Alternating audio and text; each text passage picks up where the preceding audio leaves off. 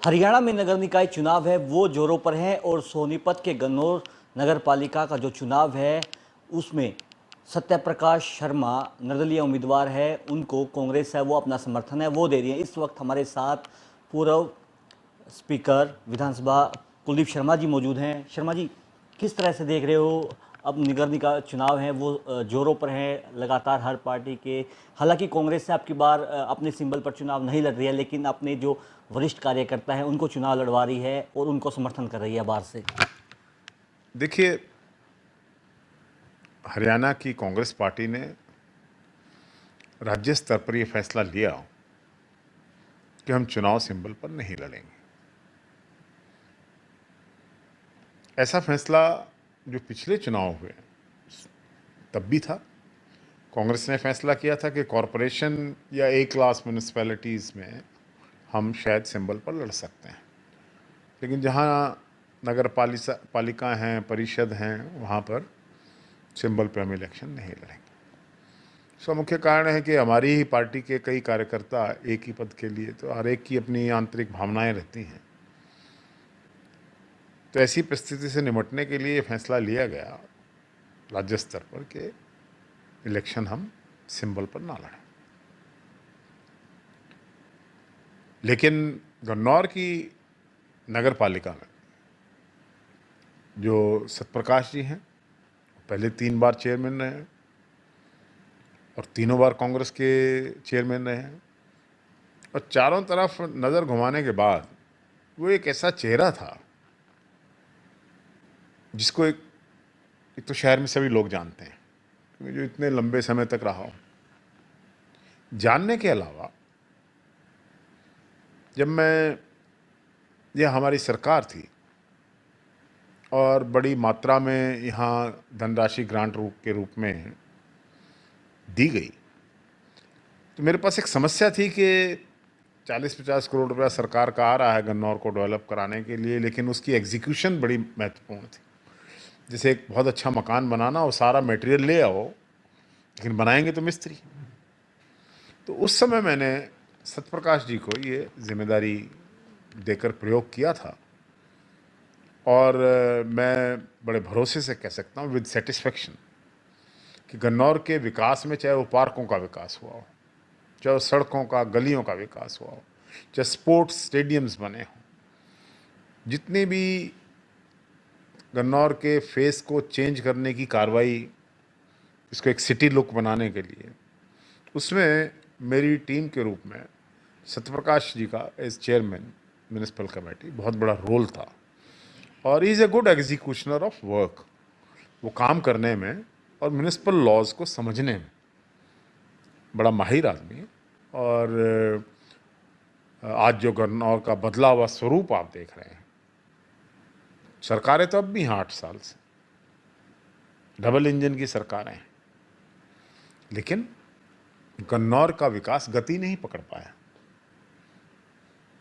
तो मुझे समझ में नहीं आया है अभी तक कि सरकार भी उनकी अपनी है, तो क्या कारण है कि 8 साल से गन्नौर ने विकास ने गन्नौर का मुंह नहीं देखा है। तो मैं समझता हूं कि ऐसे पद पर ऐसे व्यक्ति को बैठना चाहिए जो म्युनिसिपल कमेटी के, क्योंकि कई एस्पेक्ट हैं, टेंडरिंग है, स्टाफ को हैंडल करना है, एग्जीक्यूशन करना है, काम करना है, शहर को आगे बढ़ाना है, तो उसके लिए सत्यप्रकाश शर्मा जी हमारे सर्वोत्तम उम्मीदवार हैं, हमारी पार्टी के हैं, हमारा समर्थन है। और निश्चित रूप से गन्नौर शहर के प्रबुद्ध नागरिकगण इस बात को बड़ी गंभीरता से समझते हैं कि 8 साल से शहर का विकास भारतीय जनता पार्टी की सरकार आने के बाद नहीं हुआ है।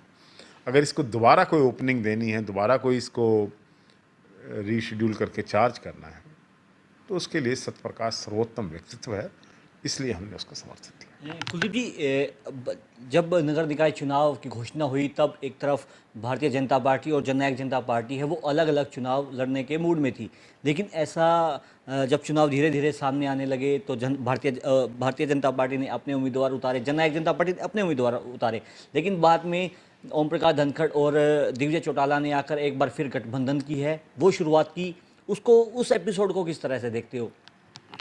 देखिए, शुरू में भारतीय जनता पार्टी आत्मविश्वास से लबरेज थी, लेकिन जब चुनाव की घोषणा में 4-5 दिन आगे बढ़े और ज़मीनी हकीकत को उन्होंने देखा कि ज़मीन खिसकी हुई है, तो जिस प्रकार सरकार चलाने के लिए जननायक जनता पार्टी की बैसाखियों का सहारा इस सरकार ने लिया, उसी प्रकार से ये जो शहरों की सरकार है, इसको बनाने के लिए उन्होंने जननायक जनता पार्टी की बैसाखियों का सहारा लिया।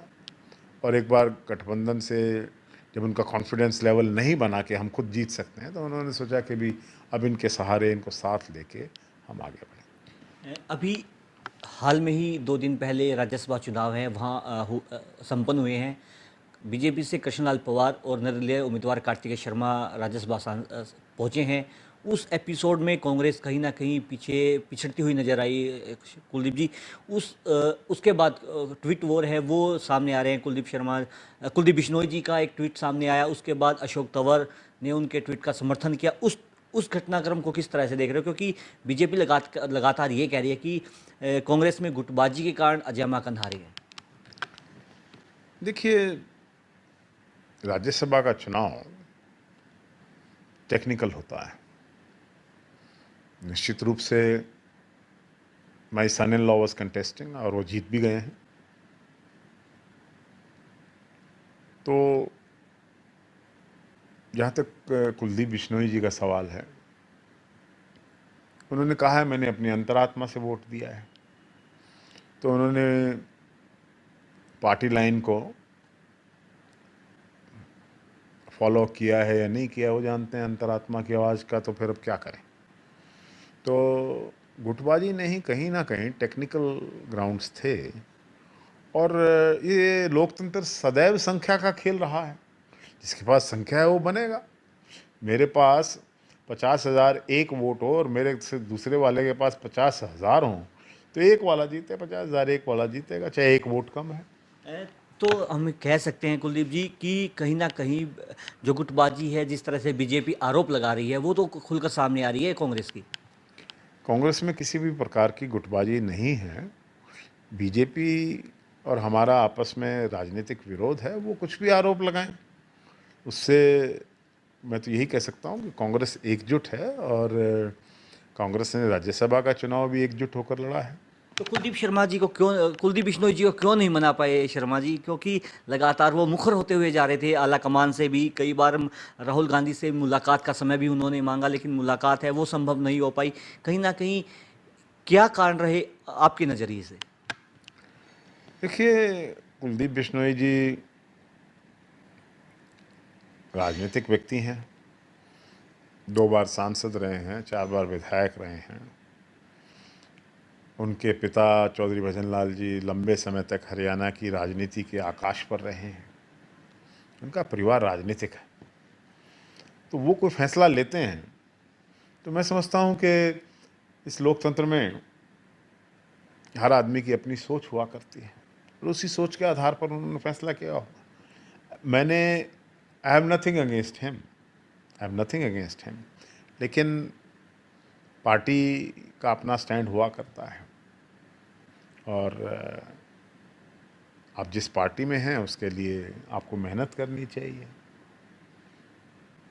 देखिए, कुलदीप शर्मा जी हमारे साथ मौजूद थे। उन्होंने कहा कि नगर निकाय चुनाव है, उनमें कांग्रेस के जो निर्दलीय उम्मीदवार हैं या फिर जो समर्थित उम्मीदवार हैं वो अच्छा करेंगे, और कांग्रेस जिन उम्मीदवारों को अपना समर्थन दे रही है, वो चेयरमैन है, वो बनकर कांग्रेस का प्रचंड लहराएंगे। उसके साथ साथ उन्होंने राज्यसभा चुनाव में जो गुटबाजी निकलकर सामने आ रही है कांग्रेस की, उन पर ज़्यादा ना बोलते हुए कहा कि कांग्रेस में कोई भी गुटबाजी नहीं है और कुलदीप बिश्नोई जी का अपना एक राजनीतिक कैरियर है। वो जानते हैं कि आखिरकार उन्होंने कांग्रेस के साथ ऐसा क्यों किया। हालांकि आने वाला समय बताएगा कि राज्यसभा चुनाव में जिस तरह से कुलदीप बिश्नोई की भूमिका निकलकर सामने आ रही है और कुलदीप बिश्नोई आगे क्या स्टैंड लेने वाले हैं। सोनीपत से पंजाब केसरी के लिए सनी मलिक।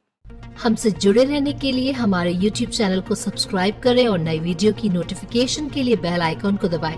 अगर आप ये वीडियो Facebook पर देख रहे हैं तो लाइक जरूर करें और ज्यादा से ज्यादा शेयर करें। धन्यवाद।